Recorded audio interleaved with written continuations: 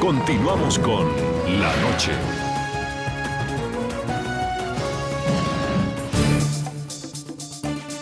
Continuamos en el programa La Noche. El investigador y catedrático de Historia de América, Carlos Malamud, aseguró al programa La Noche que la oposición a la legalización del aborto sigue siendo muy fuerte en América Latina, debido en parte, según él, a la postura y la presión de las iglesias católica y evangélica que califican el procedimiento de asesinato. En la región, solo Uruguay y el Distrito Federal de México han avanzado en la época reciente hacia la despenalización del aborto. Veamos este informe. Pocos países con verdaderos avances, otros con tímidos pasos y el resto con restricciones absolutas. En los tres escenarios está dividida América Latina frente al controversial tema de la legalización del aborto. El caso Beatriz abrió nuevamente el debate, en especial cuando la vida de una mujer embarazada está en peligro a causa de alguna enfermedad propia o de malformación del feto. Pese a que en América Latina hemos tenido a mujeres en lugares de alta responsabilidad, comenzando por la presidencia, como Michelle Bachelet, Dilma Rousseff o Cristina Fernández, lo que estas mujeres en el poder han hecho por los derechos de la mujer ha sido relativamente corto. Prohibición total del aborto.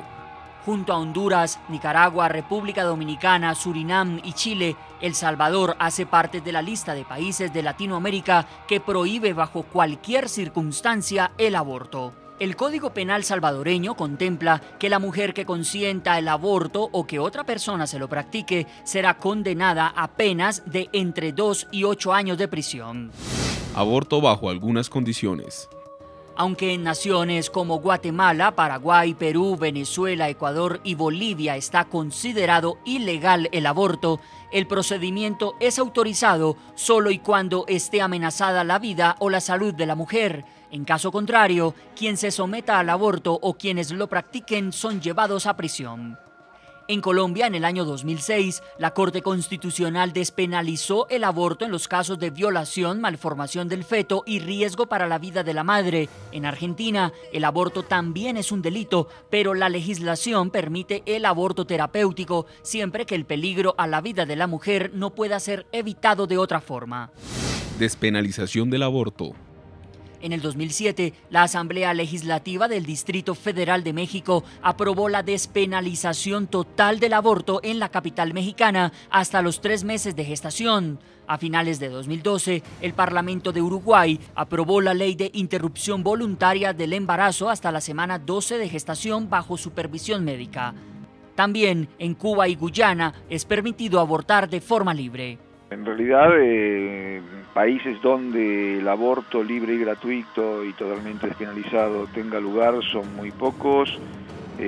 Cuba desde la Revolución, Guyana, un estado de Estados Unidos como Puerto Rico, que bueno, que lo podemos incluir en América Latina, algunos muy pocos países del Caribe y en México solamente el Distrito Federal.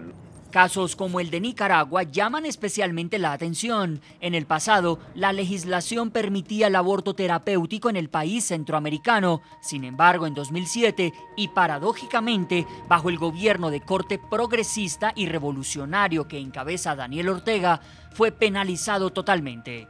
Tantos unos como otros hacen poco o nada. En ese sentido, si uno analiza lo que ha sido el desempeño de la revolución bolivariana en este terreno, la revolución ciudadana de Ecuador o la revolución multiétnica de Bolivia, y no hablemos de la revolución sandinista que sufrió un retroceso, pues la verdad que los pasos dados en este terreno son muy limitados. Y si son limitados es básicamente por los temores de los dirigentes de enemistarse con la Iglesia Católica, con algunas de las iglesias evangélicas. Marianne Mollman, asesora principal de política de Amnistía Internacional, vuelvo con usted a Nueva York. Aproximadamente unos 4 millones de abortos se hacen en América Latina y en el Caribe de manera ilegal. Pese a esta alarmante cifra, las legislaciones parecen estar estáticas. Hay países que se mantienen en la penalización del aborto y pues no han abierto esa posibilidad para que en algunos casos específicos sea permitido. ¿Qué lectura hace usted del mapa político de América Latina? ¿Qué sectores están predominando para que las condiciones actuales estén como estén? Yo creo que lo dijo muy bien la comisionada que habló antes, y es que las mujeres que mueren o las mujeres que tienen malas consecuencias de sus abortos ilegales son las mujeres pobres, son las mujeres que no merecen vivir, pareciera, por los políticos. Lo que a mí me llama la atención es que yo he hablado con cientos de mujeres que han tenido abortos en América Latina en muy malas condiciones, mujeres pobres. Esas mujeres pueden perfectamente tener su fe católica, su fe evangélica y decidir por un aborto porque lo hacen con referencia a su familia, como lo hizo Beatriz. Beatriz quiso vivir para estar con su hijo. Entonces yo creo que tenemos que dar voz a esas mujeres. Estas son las personas que deben escucharse en este debate y no son escuchadas ahora. Marian, la hemos querido buscar a familiares de Beatriz y otros casos, y por respeto a ellos, por respeto a esa situación que están enfrentando en este momento, por eso decidimos buscar analistas como usted. Le quiero preguntar, ¿por qué cree usted que se da esa oposición? Yo entiendo perfectamente eso. Sí, ¿por qué se da tan fuerte esa oposición en América Latina? Quisiera que fuéramos un poquitico más puntuales, porque uno siente que, Marian, existen unos sectores conservadores muy arraigados en todos los países. De hecho, si usted lo ve, Nicaragua, que aparentemente representa un gobierno de izquierda, prácticamente lo que hizo fue un retroceso, porque era uno de los países más progresistas en este tema, y lo que hizo fue retroceder. ¿A qué obedece? O sea, la legislación frente al aborto obedece más a intereses políticos, intereses electorales, más que a lo que le puede convenir o no a una mujer.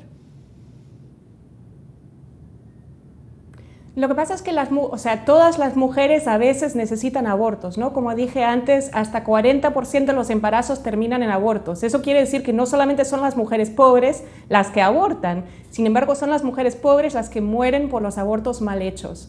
Las mujeres con dinero pueden perfectamente acudir a una clínica privada, a un hospital en los Estados Unidos donde es legal el aborto, y entonces las mujeres con poder o las mujeres que tienen familiares con poder no tienen problemas, por eso no se convierte en un problema político. Las mujeres pobres pagan con su vida, con su salud por estos políticos.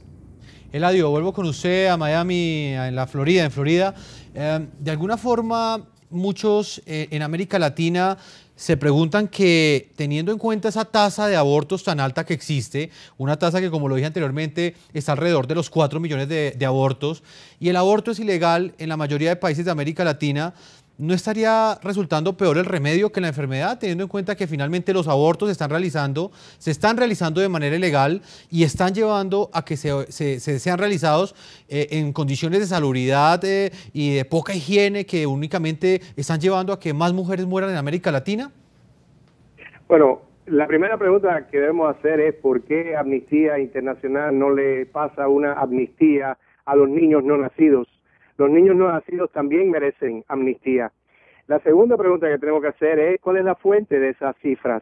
El crimen del aborto no es reportado en Iberoamérica y por lo tanto tenemos muchas razones y motivos para dudar de la veracidad, de la exactitud, de la precisión de esa cifra.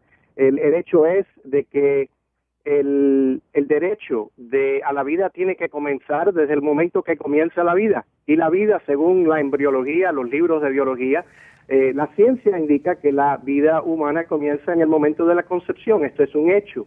Y decir lo contrario en pleno siglo XXI es realmente una burla. Eso es degradante, da pena ajena escuchar a personas que puedan afirmar que la vida humana comienza en un punto arbitrario como el nacimiento, porque el nacimiento se puede decidir en muchos momentos.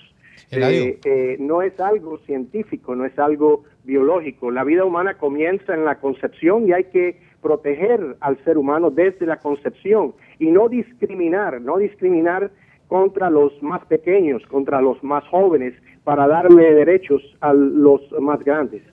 Usted me preguntaba que la cifra de dónde salía, de la Organización Mundial para la Salud. Esa es la cifra que entregan ellos y la ha tomado como base, por supuesto, para conocer su posición, que también es importante y evidentemente es una porción de lo que piensan los latinos en nuestro continente. Vamos a hacer una segunda pausa a comerciales, no sin antes hacer una lectura de lo que nos escriben nuestros televidentes a esta hora. A propósito del caso de Beatriz en El Salvador, ¿está usted de acuerdo con la prohibición del aborto en todos los casos? Nuestros tuiteros hasta ahora responden. Ajit nos dice que no está de acuerdo que sea en todos los casos. Hay unos que sí lo amerita, por ejemplo, cuando hay riesgo para la materna. Leonardo Rodríguez nos dice, sí, el asesinato del bebé no puede tener ninguna justificación, jamás es necesario matar al concebido. Y finalmente Alex Duque nos dice, hay veces que sí, justifica por una violación o un riesgo alto de la muerte de la madre. Hay muchas razones. Vamos a una segunda pausa a comerciales. Continuamos en el programa La Noche con este debate que divide la opinión de América Latina en dos. Quienes apoyan la legalización del aborto y quienes apoyan la penalización y que las condiciones en las cuales es tenido en cuenta dentro de las legislaciones de América Latina sean las mismas. Ya regresamos a la tercera y última parte de este programa La Noche.